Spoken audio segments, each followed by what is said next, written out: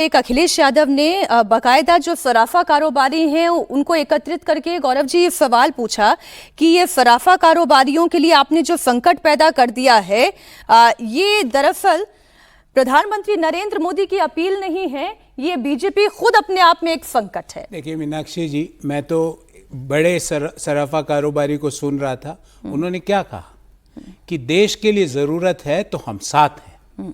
मैं तो उनको सुन रहा था।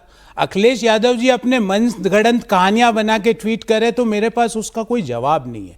पर मैंने तो अभी लाइव बुलियन मार्केट के एक बड़े प्लेयर्स को आपने अपने टीवी शो पे उनका इंटरव्यू, उनका बाइट चलाई है। वो कह रहे हैं देश के लिए साथ है। मैं आपको एक चीज बताता हूं कि क्या आभूषण जो है उसके कई अल्टरनेट्स है। किसी बुलियन मार्केट में कोई एडवर्स इंपैक्ट नहीं पड़ेगा। नहीं, अखिलेश यादव कह रहे हैं ये कैसा अमृतकाल है जिसमें सोने की चिड़िया सहमी है।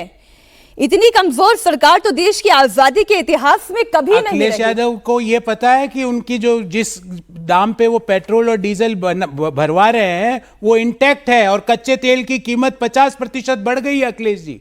पर आप जिस दाम से पेट्रोल डीजल अपनी गाड़ी में भरवा रहे हो उसमें कोई वृद्धि नहीं हुई है। आप ये बताइए कि अगर 10% हम हमारा कंजम्पशन, जैसे आज मीनाक्षी जी, मैं आज दिल्ली आया अपने घर से तो मैं मेट्रो से आया।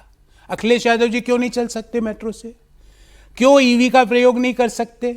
क्यों सार्वजनिक ट्रांसपोर्ट का प्रयोग नहीं कर सकते? अगर हम सब मिलकर, मैंने प्लेज ली है और मैं आपको करके दिखाऊंगा। वीक में एक दिन मैं सार्वजनिक ट्रांसपोर्ट से चलूंगा, वीक में एक दिन वर्क फ्रॉम होम करूंगा, वीक में एक दिन वर्चुअल मीटिंग करूंगा। हम 15 क्या हम 20% कंजम्पशन कम कर सकते हैं। 20% कम कर दिया तो भारत कि इतनी ताकत है कि हमारी जो ग्रोथ है जो प्रेडिक्टेड 7% पे है वो डबल डिजिट 10% जीडीपी ग्रोथ पे जा सकता है। लेकिन अरविंद केजरीवाल कह रहे हैं कि कुर्बानी की शुरुआत प्रधानमंत्री खुद अपने आप से क्यों नहीं करते? तो दे दी ना, प्रधानमंत्री जी ने अपना कॉन्वॉय खत्म कर दिया। भारतीय जनता पार्टी के मुख्यमंत्री दर मुख्यमंत्री एक एक की न्यूज आ रही कि उन्होंने अपना कॉन्वॉय खत्म कर दिया, कम कर दिया। सरकार दर सरकार ईवी का प्रयोग कर रही है। पर अब जो शीश महल में रहने वाले मैं उनको क्या जवाब दूं? आप क्यों नहीं कि अरविंद जी, आप क्यों नहीं मेट्रो से चलते हैं? एक उदाहरण दीजिए, अगले 6 महीने तक गाड़ी में मत चलिए, मेट्रो से चलिए।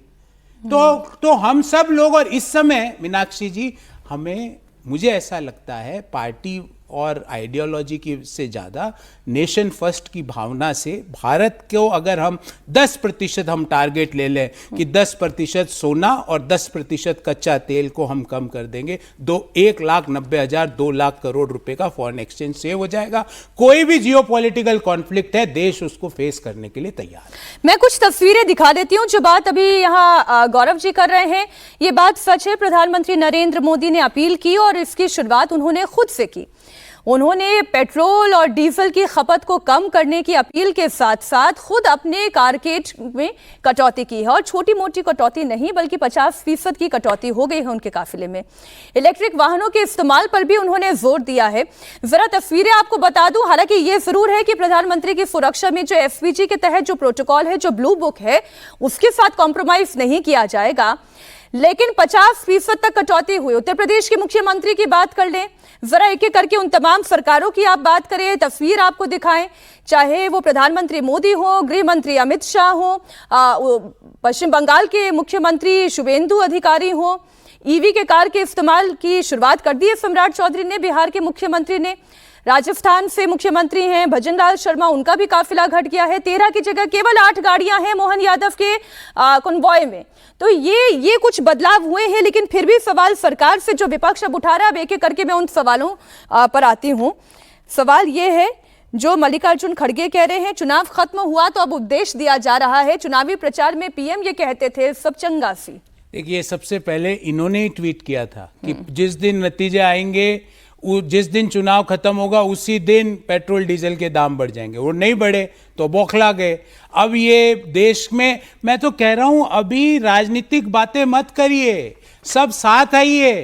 खड़गे साहब, आप मेरी बात सुन रहे हैं तो आप भी अपने कॉन्वॉय को कम कीजिए, ईवी का प्रयोग कीजिए, एयरपोर्ट से अपने घर आने के लिए एयरपोर्ट मेट्रो का प्रयोग कीजिए, वर्चुअल मीटिंग्स करिए, वर्क फ्रॉम होम करिए, विदेश छुट्टी मनाने जा रहे हैं तो देश में ही मनाइए, बाहर इंपोर्ट्स ओरिएंटेड कोई चीज़ों का, फलों का उपभोग कर रहे हैं तो हिमाचल की और कश्मीर की एप्पल खाइए। ये सब हमें करना है इस समय। मुझे लगता है मीनाक्षी जी, मेरा किसी व्यक्ति पर कोई टिप्पणी करना, राजनीतिक जवाब देना उचित नहीं है।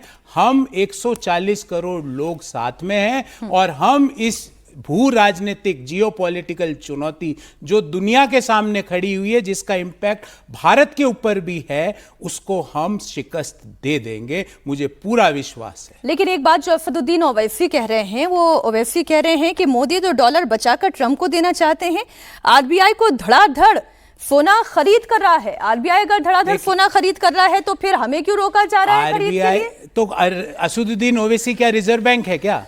वो अपने आप को रिजर्व बैंक की तुलना में करते हैं। रिजर्व बैंक तो नोट छापने का भी अधिकार है, ओवैसी साहब के लिए है क्या?